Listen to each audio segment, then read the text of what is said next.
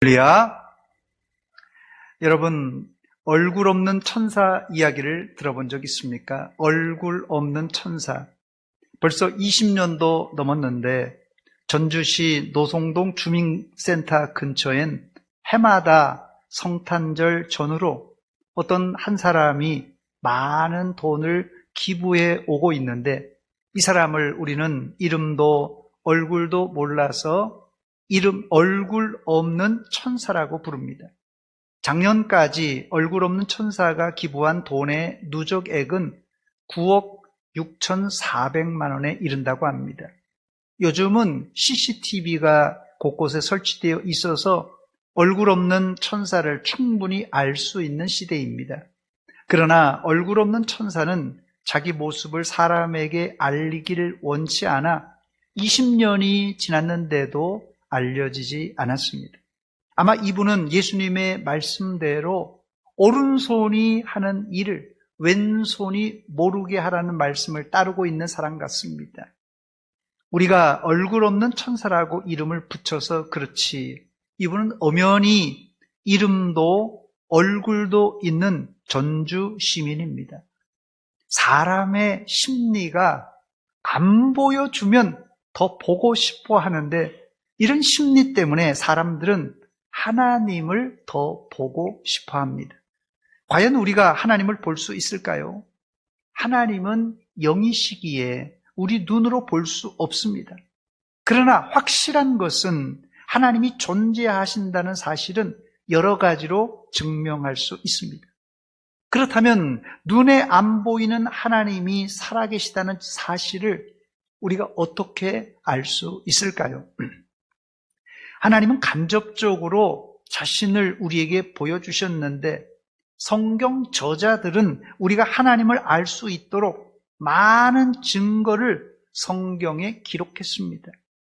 오늘 대가족 예배를 통하여 어린아이들은 물론 성도님들도 눈에 보이지 않는 하나님이 어떻게 존재하시는가를 알 뿐 아니라 지금도 살아 역사하신 하나님을 이 예배를 통하여 생생하게 체험하시기를 주의 이름으로 축원합니다. 첫 번째, 사람들이 하나님의 얼굴을 보고 싶어 하지만 불행히도 인간은 하나님을 보는 순간 죽습니다. 성경은 하나님을 본 자는 죽는다고 경고했습니다. 출애굽기 33장 18절 말씀입니다. 모세가 이르되 원하건대 주의 영광을 내게 보이소서. 주의 영광은 하나님의 모습의 다른 표현입니다. 하나님의 사람 모세도 하나님을 보고 싶어서 보여달라고 간청했습니다. 그랬더니 하나님이 이렇게 대답하셨습니다. 출애굽기 33장 20절입니다. 네가 내 얼굴을 보지 못하리니 나를 보고 살 자가 없음이니라. 그러면 왜 인간은 하나님의 얼굴을 보면 죽는 걸까요? 여러분 궁금하지 않습니까? 원래 최초의 인간 아담과 하와는 하나님과 얼굴을 보며 에덴 동산에서 행복하게 살았습니다. 사람은 하나님을 보고 하나님과 교제를 나눌 수 있도록 창조된 특별한 존재입니다. 그런데 아담과 하와가 하나님이 먹지 말라고 한 선악과를 따먹음으로 하나님과의 관계는 깨지고 죽음이 찾아온 것입니다. 결국 죄지은 아담과 하와는 에덴 동산에서 쫓겨났습니다. 그 이후부터 인간은 하나님을 볼 수 없었고 보는 날엔 죽는 존재가 되고 말았습니다. 그러므로 인간이 하나님을 보면 죽는 이유는 매우 간단합니다. 하나님은 죄가 한 점도 없는 아주 깨끗한 신, 거룩한 신입니다. 그런데 인간은 아담의 원죄와 또 우리가 매일 짓는 자범죄로 매우 더러워진 상태가 되고 말았습니다. 이런 이유로 죄지은 인간이 거룩한 하나님을 보면 즉사할 수밖에 없습니다. 그런데 성경에 예외 조항이 있는데 모세는 하나님을 보고도 죽지 않았습니다. 여러분, 그 이유가 뭔지 아십니까? 하나님께서 모세를 보호해 주셨기 때문에 그렇습니다. 물론 모세도 하나님의 얼굴을 본 것은 아니고 뒷모습만 보았습니다. 출애굽기 33장 22절과 23절 말씀 보니까 내 영광이 지나갈 때에 내가 너를 반석 틈에 두고 내가 지나가도록 내 손으로 너를 덮었다가 손을 거두리니 네가 내 등을 볼 것이요 얼굴은 보지 못하리라. 하나님의 손이 모세를 가려주므로 모세는 죽지 않고 하나님의 뒷모습 등을 볼 수 있었습니다. 두 번째, 본문에 예수님의 제자 빌립은 하나님을 보여달라고 예수님께 요청했습니다. 본문 8절 말씀입니다. 빌립이 이르되 주여 아버지를 우리에게 보여주옵소서. 그리하면 족하겠나이다. 그러자 예수님이 이렇게 말씀하셨습니다. 본문 9절입니다. 빌립아, 내가 이렇게 오래 너희와 함께 있으되 네가 나를 알지 못하느냐? 나를 본 자는 아버지를 보았거늘 어찌하여 아버지를 보이라 하느냐? 예수님의 대답은 신학적으로 매우 깊은 뜻이 있는데 한마디로 말하면 예수님은 자신을 본 사람은 하나님을 본 것과 같다고 하셨습니다. 예수님은 예수님이고 하나님은 하나님인데 왜 예수님은 이런 말씀을 하신 것입니까? 이 구절에서 신비한 삼위일체 교리가 나왔습니다. 이 삼위일체란 하나님의 존재 방식인데 하나님은 성부 하나님, 또 성자 예수님, 성령 하나님, 즉 삼위로 계시지만 한 하나님이십니다. 또 성부, 성자, 성령님은 본질상 동등하시지만 구분됩니다.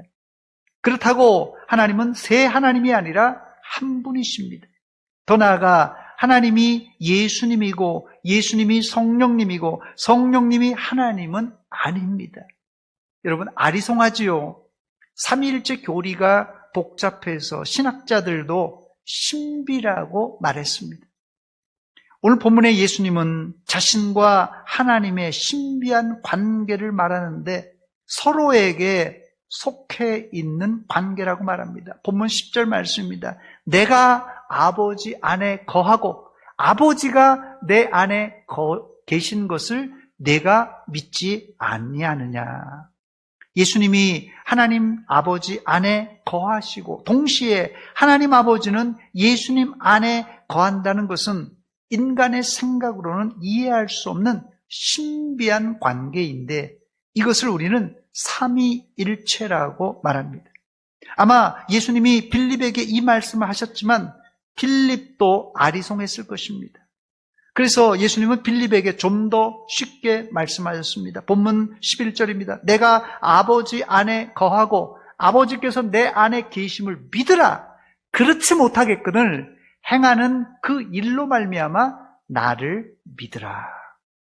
내가 누굽니까? 여기 예수님이 하나님 아버지 안에 거하시고 하나님 아버지께서 예수님 안에 계심을 믿으라고 했어요.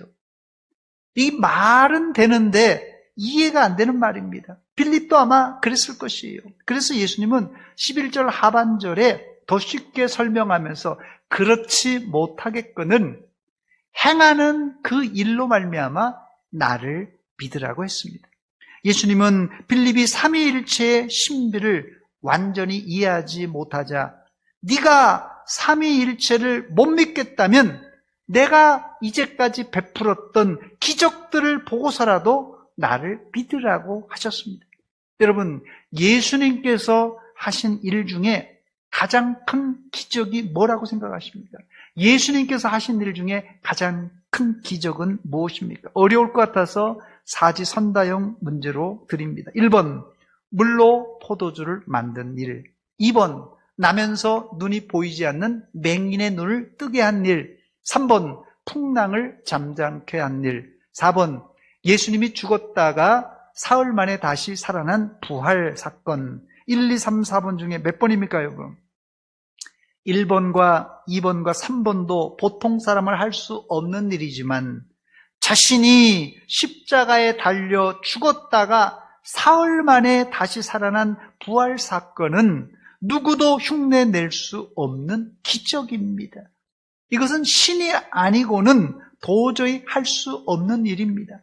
그러므로 삼위일체의 비밀이 안 믿어지면 예수님이 행한 기적과 예수님의 부활을 보고 예수님이 하나님의 아들이심을 믿으라는 말입니다. 세 번째, 예수님이 살아계실 때 예수님을 통하여 하나님을 보면 되는데 이제 예수님도 하늘로 올라가셔서 볼 수가 없습니다. 그렇다면 이제 우리는 영영 하나님을 볼 수 없는 것입니까? 그렇지 않습니다. 하나님이 방법을 주셨는데 은혜의 방편을 통하여 우리는 하나님을 간접적으로 볼 수 있습니다. 지금도 하나님을 보여주면 예수 믿겠다는 사람들이 우리 주변에 많습니다. 하나님 보여줘봐, 내가 예수 믿을 테니까. 이런 사람 많습니다. 그들에게 어떻게 하나님을 보여줄 수 있겠습니까? 앞서 말씀드린 대로 하나님은 영이시기 때문에 우리의 눈으로 볼 수 없습니다. 또 보면은 즉시 죽습니다. 그래서 하나님은 우리 시대에 하나님을 볼 수 있는 간접적인 방법과 도구를 주셨는데 그것을 우리는 은혜의 방편, 은혜의 도구라고 부릅니다. 은혜의 방편은 세 가지인데요. 첫째는 성경, 둘째는 기도, 셋째는 성례입니다. 이 성례는 두 가지인데 세례와 성찬식입니다. 우리는 예수님이 주신 세 가지 은혜의 방편을 통하여 하나님을 간접적으로 볼 수가 있습니다. 예를 들면 우리 손바닥엔 수많은 바이러스와 세균들이 살고 있습니다. 그러나 우리의 눈으로는 안 보입니다. 이때 현미경으로 보면 아주 작은 세균도 볼 수 있습니다. 또 멀리 떨어진 별들은 우리 눈으로 안 보입니다. 그땐 망원경으로 보면 아주 멀리 떨어진 별들도 볼 수 있습니다. 세균을 보려면 현미경을 이용하고 별들을 보려면 망원경을 이용하듯이 우리는 하나님을 보기 위해서 성경 말씀과 기도 그리고 세례와 성찬식을 통하여 하나님이 살아계심을 생생하게 느낄 수 있습니다. 이를 위해 예수님은 또한 우리에게 성령님을 보내주셨습니다. 물론 성령님도 눈에 안 보이지만 성령님은 예수 믿는 사람들의 마음속에 계시기 때문에 말씀을 읽을 때 우리 마음을 감동하셔서 깨닫게 하시고 설교를 듣는 지금 이 순간에도 우리 마음을 감동하여 우리 마음을 뜨겁게 만드시고 또 성찬식 때 떡을 떼어 먹고 포도주를 마실 때 하나님은 우리에게 확신과 믿음을 더해 주십니다. 오늘 설교 이후에 성찬식을 할 예정인데 이 예식 가운데 여러분들은 하나님의 은혜가 내려오심을 영적인 눈으로 보시고 성령으로 충만하시기를 축원합니다. 그래서 칼빈 선생은 성찬식 때 우리가 받는 떡과 잔에 예수님이 영적으로 임재하신다고 했는데 이것을 우리는 영적 임재설이라고 부릅니다. 그러므로 여러분들은 여러분의 눈으로 빌립처럼 하나님을 보려고 하지 말고 영으로 임하시는 예수님을 가슴으로 체험하시기를 축원합니다. 네 번째 끝으로 예수님은 하늘나라로 가시면서 제자들에게 너희는 큰일 할 사람이라고 격려해 주셨습니다. 예수님 말씀에 따르면 우리는 예수님이 하신 일보다 더 큰 일을 할 수 있는 존재입니다. 본문 12절입니다. 내가 진실로 진실로 너에게 이르노니 나를 믿는 자는 내가 하는 일도 그도 할 것이요 또한 그보다 큰 일도 하리니 이는 내가 아버지께로 감이라. 여기서 중요한 것이 믿음입니다. 믿음. 누가 예수님이 하신 일보다 더 큰 일을 할 수 있다고 했습니까? 바로 믿음 있는 사람입니다. 나를 믿는 자는 내가 하는 일을 그도 할 것이요 또한 그보다 큰 일도 할 것이다. 여러분들은 예수님 잘 믿고 예수님이 하신 일보다 더 큰 일 하시기를 축원합니다. 믿음이란 한마디로 보지 않고 믿는 것입니다. 의심 많은 도마는 부활하신 예수님을 눈으로 보지 않고는 믿을 수 없다고 했습니다. 이때 예수님은 도마에게 이렇게 말씀하셨어요. 요한복음 20장 29절 말씀입니다. 너는 나를 본고로 믿느냐? 보지 못하고 믿는 자들은 복되도다. 믿음은 보고 믿는 게 아니라 안 보고 믿어야 복된 것입니다.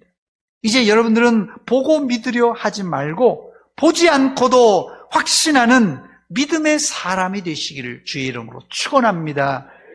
앞으로 여러분들은 하나님을 보여달라고 하지 말고 내게 믿음을 주셔서 하나님을 잘 믿게 해달라고 간청하시기 바랍니다. 말씀을 마치며 우리 삶에 적용할 점과 기도 제목을 찾아보고 말씀을 맺겠습니다. 첫 번째는 회개입니다.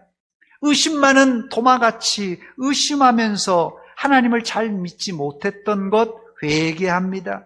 하나님 아버지, 우리의 죄를 용서하여 주옵소서. 두 번째는 나에게 믿음을 주셔서 예수님이 하신 일을 하게 하시고 더 큰 일도 하게 하옵소서. 세 번째는 말씀, 기도, 성례를 통하여 하나님을 체험하고 앞으로 예수님을 더 잘 믿게 하옵소서. 여러분의 기도의 제목이 되시기 바랍니다. 같이 기도하겠습니다. 하나님, 우리 아버지, 은혜와 사랑을 감사드립니다. 이 아침에 저희들을 예배의 자리로 불러주신 것 감사합니다. 오늘 말씀을 들으며 우리도 의심 많은 도마같이 의심하며 잘 믿지 못했던 것, 그 죄를 회개합니다.